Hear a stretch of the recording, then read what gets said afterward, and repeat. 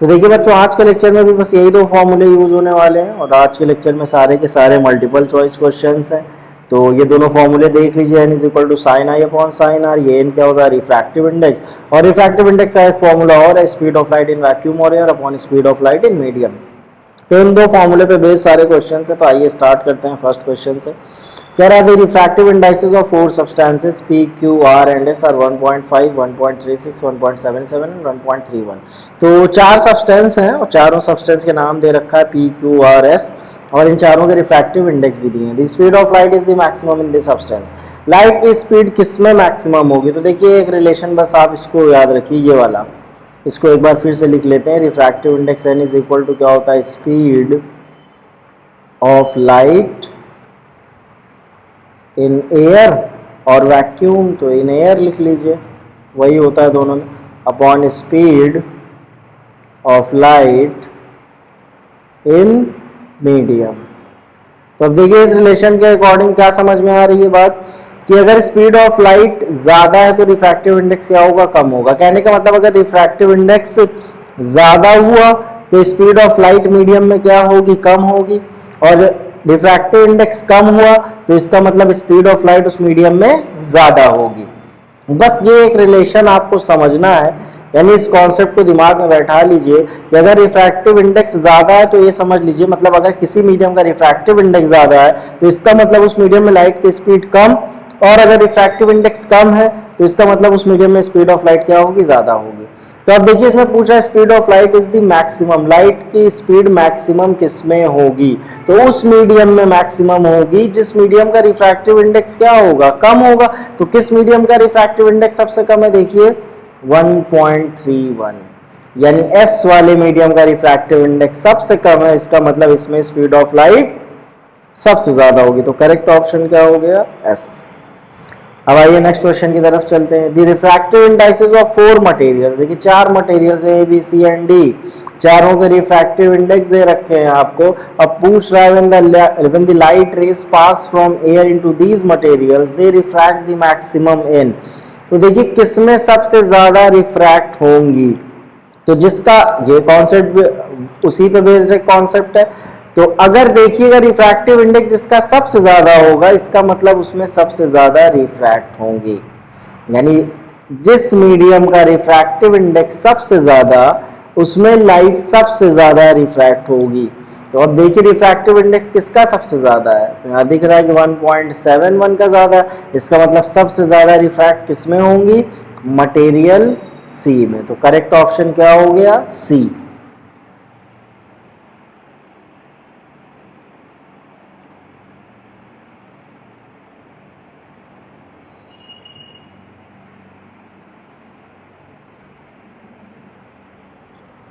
अब आइए next question की तरफ चलते हैं।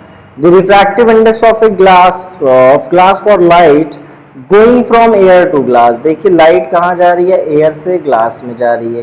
कितना रिफ्रैक्टिव इंडेक्स है, 3/2। अब एयर से ग्लास में जाती है तो पहले लिखते हैं A, फिर लिखते हैं N, और ग्लास में जा रही है तो G। ANG कितना दे दिया, 3/2, लिखते चलते हैं। The refractive index for light going from glass to air. अब आपसे ग्लास से एयर में जा रही है तब पूछ रहा है, यानी आपसे क्या पूछ रहा है, ग्लास से जब एयर में जाए, यानी GNA पूछ लिया।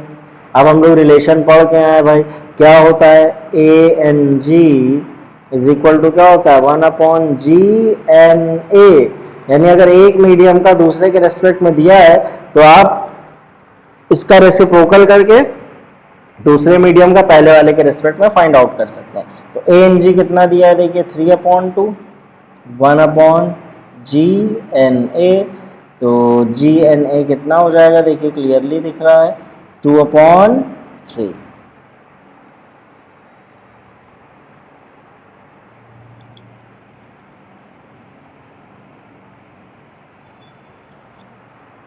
तो कितना आ गया, 2/3। अब आप सोचेंगे कि भाई गलत आ रहा है आंसर, क्योंकि ऑप्शन में तो कहीं 2/3 दे नहीं रहा। तो ऑप्शन में देख लीजिए कि 2 सिंप्लीफाई करके 2/3 मिल किस में रहा है, देखिए 1/3 ये तो है ही नहीं, 4/5 भी नहीं है। इस 4/6 को सॉल्व कर लीजिए, ये देखिए 2 2 जा 2 3 जा। तो करेक्ट ऑप्शन क्या हो जाएगा, सी। तो हो सकता है डायरेक्टली आपको आंसर मिल भी जाए और हो सकता है डायरेक्टली ना भी मिले। तो जब डायरेक्टली नहीं मिलता तो थोड़ा दिमाग चलाया जाता है, क्योंकि MCQ तो ऐसे एकदम स्ट्रेट आ गया तो ठीक है भाई, ऐसे स्ट्रेट नहीं आया तो आपको थोड़ा दिमाग चलाना पड़ेगा। तो यहाँ पे 2/3 किसके इक्वल है भाई, 4/6 है, तो 4/6 को आप सॉल्व करेंगे 2/3 मिल जाएगा। अब आइए नेक्स्ट क्वेश्चन की तरफ चलते हैं। The refractive indices of 4 media A B C and D are, चारों के रिफ्रैक्टिव इंडेक्स दे दिया आपको। When light travelling in air is incident in these media at equal angle, the angle of refraction will be the minimum. किस में minimum होगा, तो एक रिलेशन फिर से आइए लिख लेते हैं, sine N is equal to sine I upon sine R. देखिए चारों के लिए, इन चारों मीडियम के लिए एंगल ऑफ इंसिडेंस क्या है, इक्वल है, यानी साइन आई तो चारों का क्या हो गया, कांस्टेंट हो गया। यानी अब रिफ्रैक्टिव इंडेक्स का डिपेंडेंस किस पे आ गया भाई, साइन आर पे। इसका मतलब अब देखिए रिफ्रैक्टिव इंडेक्स जिसका सबसे ज्यादा होगा उसमें रिफ्रैक्शन, एंगल ऑफ रिफ्रैक्शन क्या होगा, सबसे कम होगा। यानी रिफ्रैक्टिव इंडेक्स ये वाला बढ़ेगा तो इसका मतलब क्या है, ये वाला घटेगा। तो ये तो सब चारों में इक्वल है तो इसको छोड़ दीजिए। अब रिफ्रैक्टिव इंडेक्स जिसका सबसे ज्यादा उसका एंगल ऑफ रिफ्रैक्शन सबसे कम। तो रिफ्रैक्टिव इंडेक्स सबसे ज्यादा किसका है, देखिए 1.65 है, तो इसका रिफ्रैक्टिव इंडेक्स सबसे ज्यादा है, इसका मतलब इसका एंगल ऑफ रिफ्रैक्शन क्या होगा, सबसे कम होगा। यानी वो मीडियम कौन सा होगा, मीडियम सी। यानी करेक्ट ऑप्शन क्या हो गया, मीडियम सी। अब आइए नेक्स्ट क्वेश्चन की तरफ चलते हैं। The speed of light in substance x is, speed of light किसी सब्सटेंस एक्स में कितनी है, 1.25 इंटू 10 टू द, ये देखिए 10 टू द पावर 8 है, इसको 108 मत समझिएगा। And that in air is, ये भी 10 to the power 8 metre per second. The refractive index of this substance will be, तो रिफ्रैक्टिव इंडेक्स आपको निकालना है। तो रिफ्रैक्टिव इंडेक्स क्या होता है, एन इज इक्वल टू क्या होता है, speed of light, speed of light in air upon speed of light in medium, speed of light in medium. तो यहाँ मीडियम क्या है, एक्स है, तो speed of light in medium x कर लीजिए, या नहीं भी लिखेंगे तो भी काम चल जाएगा। अब एयर में लाइट की स्पीड क्या है भाई, 3 into 10 to the power 8 metre per second, इतनी ही होती है। और यहाँ पे कितना है, 1.25 इंटू 10 टू द पावर 8, तो 10 to the power 8 10 to the power 8 cut जाएगा, ऊपर नीचे 100 से मल्टीप्लाई करके डेसिमल हटा दीजिए, तो ये कितना आ जाएगा, इसको सॉल्व कर लीजिए, 2.4। रिफ्रैक्टिव इंडेक्स कितना आ गया उस मीडियम का, 2.4। यानी मीडियम एक्स का रिफ्रैक्टिव इंडेक्स कितना है, 2.4। तो आप चाहें तो ऐसे nx भी लिख सकते हैं, nx इज इक्वल टू 2.4, यानी refractive index of medium x. और आप चाहें तो एयर के रिस्पेक्ट में फाइंड आउट किया गया तो एयर भी लगा सकते हैं, क्योंकि एब्सोल्यूट रिफ्रैक्टिव इंडेक्स है तो हम सिर्फ nx भी लिख सकते हैं। अब आइए नेक्स्ट क्वेश्चन की तरफ चलते हैं। The refractive indexes of 4 substances P Q R and S R. देखिए एक ही तरह के सब क्वेश्चन है, एक कॉन्सेप्ट आपने दिमाग में बैठा लिया, सारे मल्टीपल चॉइस क्वेश्चंस हो जाएंगे। When light travelling in air is incident on these substances, जब लाइट ट्रैवल कर रही होती है एयर में, फिर इस पे इंसिडेंट होती है इक्वल एंगल पे, एंगल ऑफ रिफ्रैक्शन मैक्सिमम किस में होगा। अब देखिए फिर से वही रिलेशन, साइन आई तो सबके लिए बराबर, साइन आर पे डिपेंडेंस आ गया। इसका मतलब कि रिफ्रैक्टिव इंडेक्स जिसका सबसे ज्यादा उसका एंगल ऑफ रिफ्रैक्शन सबसे कम। लेकिन आपसे मैक्सिमम पूछा है तो इसका मतलब रिफ्रैक्टिव इंडेक्स जिसका सबसे कम होगा उसमें एंगल ऑफ रिफ्रैक्शन क्या होगा, सबसे ज्यादा होगा। तो रिफ्रैक्टिव इंडेक्स किसका सबसे कम है, देखिए इसका सबसे कम है, 1.31 है, यानी इसमें एंगल ऑफ रिफ्रैक्शन क्या होगा, सबसे ज्यादा होगा। तो करेक्ट ऑप्शन क्या हो जाएगा, डी, यानी सब्सटेंसेस। अगर आप इसको समझना चाहें तो ऐसे भी समझ सकते हैं। मान ली कोई ग्लास स्लैब है और लाइट ऐसे रिफ्रैक्ट हो रही है, तो आपको पता है नॉर्मल की तरफ मुड़ जाती है अगर डेंसर से रह जाती है तो, और ये हमारा क्या होता है, एंगल ऑफ इंसिडेंस आर, और ये एंगल ऑफ रिफ्रैक्शन आर होता है। तो अब देखिए ये ज्यादा होने का मतलब क्या है, लाइट कम रिफ्रैक्ट हो। अगर ये एंगल ऑफ रिफ्रैक्शन ज्यादा है तो इसका मतलब लाइट कम रिफ्रैक्ट हो रही, कम रिफ्रैक्ट होने का मतलब क्या है, ये एंगल आपको ज्यादा दिखेगा। देखिए ये ज्यादा दिखने का मतलब ये कुछ ऐसा, ये देखिए एंगल ज्यादा कब होगा, जब लाइट कम बेंड होगी यानी कम रिफ्रैक्ट होगी, तो ये एंगल ज्यादा दिखेगा। अब ये एंगल ज्यादा कब होगा, जब रिफ्रैक्टिव इंडेक्स कम होगा, क्योंकि रिफ्रैक्टिव इंडेक्स कम है, इसका मतलब रिफ्रैक्शन ज्यादा नहीं होगा, रिफ्रैक्शन कम होगा तो एंगल ऑफ रिफ्रैक्शन भी कम होगा। तो रिफ्रैक्टिव इंडेक्स कम है, 1.31 है, तो रिफ्रैक्टिव इंडेक्स कम है, इसका मतलब कि रिफ्रैक्शन भी क्या होगा, कम होगा, और रिफ्रैक्शन कम होगा तो उस केस में एंगल ऑफ रिफ्रैक्शन क्या होगा, मैक्सिमम होगा। तो अक्सर लोग गलती कर देते हैं और सोचते हैं कि रिफ्रैक्शन ज्यादा हो रहा है तो एंगल ऑफ रिफ्रैक्शन भी ज्यादा होगा। नहीं, ये चीज ज्यादा कब होगी, देखिए ये तो तब होगी ना जब लाइट कम बेंड हुई, और लाइट अगर ज्यादा बेंड हो जाएगी तब ये चीज तो ऐसे हो जाएगी, यानी एंगल कम हो जाएगा। करेक्ट ऑप्शन क्या हो गया भाई, डी हो गया 1.31। कॉन्सेप्ट आपके दिमाग में है तो फिर फंसना तो कुछ है ही नहीं। अब आइए नेक्स्ट क्वेश्चन की तरफ। This refractive index of water इस पिछले लेक्चर में कर चुके हैं, डायरेक्ट टिक कर दीजिए। 1.33 होता है भाई वाटर का रिफ्रैक्टिव इंडेक्स, तो याद करके बैठिए। डायमंड का आपको पता है 2.42। अब आइए नेक्स्ट क्वेश्चन की तरफ चलते हैं। The refractive index of water with respect to air is 4/3। देखिए वाटर का एयर के रिस्पेक्ट में दे रखा है, यानी लाइट कहाँ जा रही है, एयर से वाटर में, तो ए एन डब्ल्यू आपको दे रखा है 4/3। The refractive index of air with respect to water, आपको किसका पता करना है, एयर का पता करना है, किसके रिस्पेक्ट में, वाटर के रिस्पेक्ट में, यानी ये वाटर से एयर में जा रही है, तब बताइए। तो वही वाला formula A N W is equal to क्या हो जाएगा, 1/WNA। अब आपको एन डब्ल्यू की वैल्यू दे रखी है, कितनी दे दी है, 4/3, और इधर 1/WNA, तो WNA क्या हो जाएगा भाई, 3/4। अब इस 3/4 को क्या कीजिए, सॉल्व कर लीजिए। तो आइए सॉल्व कर लेते हैं। 0.047 ज़ा 28, फिर 2, फिर 0 4 5 ज़ा 20, तो कितना आ जाएगा भाई 0.75। तो हो सकता है कभी फ्रैक्शन में हो, कभी डेसिमल में हो, तो ये सारी चीज़ें आपको खुद देख के चलनी होंगी। तो 0.75 इज द करेक्ट आंसर। अब आइए नेक्स्ट क्वेश्चन की तरफ चलते हैं। क्या कह रहा है, refractive indices of water, sulphuric acid, glass and carbon disulphide are, सबका दे रखा है। The light travel slowest. देखिए लाइट किस में स्लो ट्रैवल करेगी, जिसमें उसका रिफ्रैक्शन क्या होगा, ज्यादा होगा।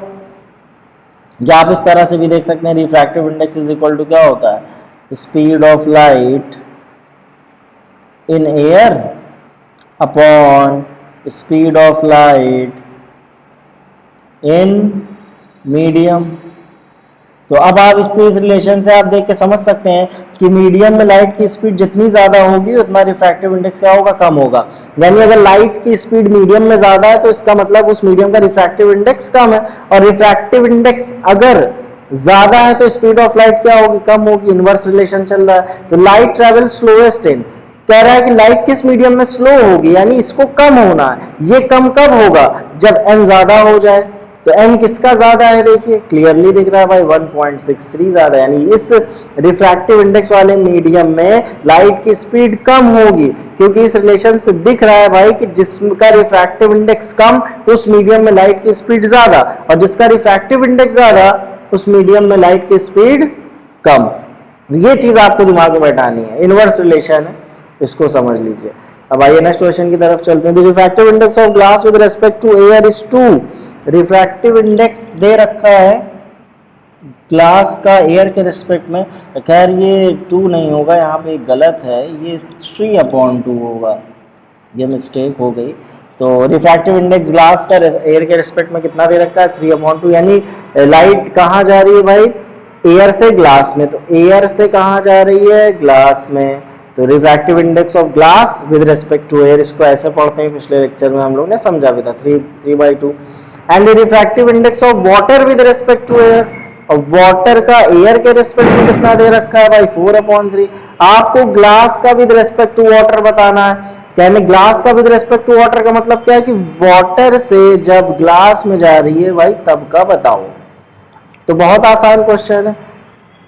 WNG आपको चाहिए। WNG के लिए आप क्या करेंगे, देखिए refractive index of glass with respect to water चाहिए, तो इसका मतलब आप क्या लिख दीजिए, refractive index of air, refractive index of glass with respect to air ले लीजिए, refractive index of glass with respect to air, और अपॉन क्या कर दीजिए, refractive index of water with respect to air. तो जब भी देखिए ऐसे आपको ग्लास का एयर के रिस्पेक्ट में दिया हो, वाटर का एयर के रिस्पेक्ट में दिया हो, और इन दोनों का आपस में पूछ ले कि ग्लास का भाई वाटर के रिस्पेक्ट में बताओ, तो उस केस में आप इस फॉर्मूले को यूज करेंगे कि ग्लास का एयर के रिस्पेक्ट में लिखिए अपॉन वाटर का एयर के रिस्पेक्ट में लिखिए, दोनों का रेशियो ले लीजिए। तो ग्लास का एयर के रिस्पेक्ट में कितना दे रखा है, देखिए 3/2, और वाटर का एयर के रिस्पेक्ट में कितना दे रखा है, 4/3। तो इसका मतलब हो जाएगा 3/2 इंटू 3/4।